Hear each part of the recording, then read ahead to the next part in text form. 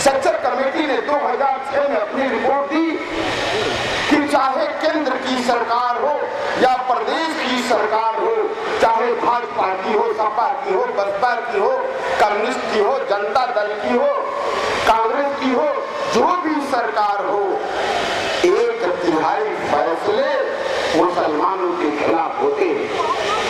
और सभी सरकारों के मातहत पुलिस के लोग, प्रशासन के लोग, मुसलमान जो बेगुनाह बेकसूर मासूम है उसे आतंकवादी मानता है, उसे दंगाई मानता है।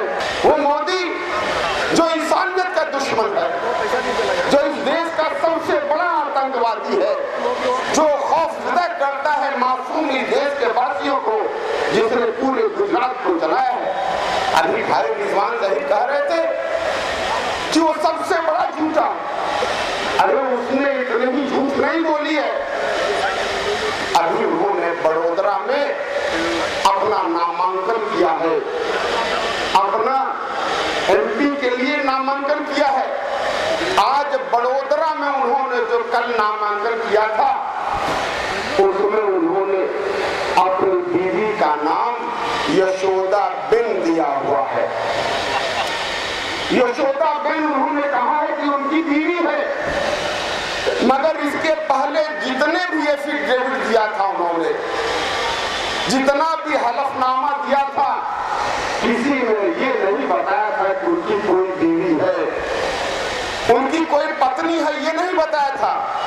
मगर आज उनकी पत्नी भी पैदा हो गई, यशोदा बिन, उनकी पत्नी भी पैदा हो गई। साथियों, जो हलफनामा दे करके देश को गुमराह करे, जो अपनी बीवी के साथ, पत्नी के साथ वफादार नहीं हो सकता, जो अपनी पत्नी को पत्नी नहीं मान सकता, वो देश के प्रति कैसे वफादार हो सकता है, देश के वासियों के साथ कैसे वफादार हो सकता है। जो 30 करोड़ मुसलमानों का जायज हक छीने, उनको हक से बेदखल करे, जो प्रधानमंत्री रहते हुए संविधान के खिलाफ काम करे, ऐसे प्रधानमंत्री को, जवाहरलाल नेहरू को पीस पार्टी और डॉक्टर अयूबी देश का गद्दार कहती है और फिरका परस्ती की बुनियाद रखने वाली सबसे बड़ा फिरका परस्त मानती है। अगर किसी सांप्रदायिक नीतियों की वजह से मुसलमान आज हाशिए पे चला गया है, जो फिरका परस्ती की बुनियाद रखी थी, बल्कि विधानसभा में भी हमने कहा है कि ये जो मुजफ्फरनगर शामली का दंगा है, ये समाजवादी पार्टी की सरकार ने भाजपा से मिलकर कराया है। और भी आपने मोदी जी को इस देश का सबसे बड़ा आतंकवादी और सबसे बड़ा गुनहगार बताया, इंसानियत का दुश्मन बताया। मुलायम सिंह फिर क्या? मुलायम सिंह को ही मानता हूँ कि वो तो खूनी दरिंदे हो गए हैं, उन्हें तो खून लग गया है ना, यहाँ दंगा फसाद करा करके उन्हें तो खून लग गया इंसानों का। ऐसे लोगों को तो कोई सत्ता शासन करने का कोई अधिकार नहीं।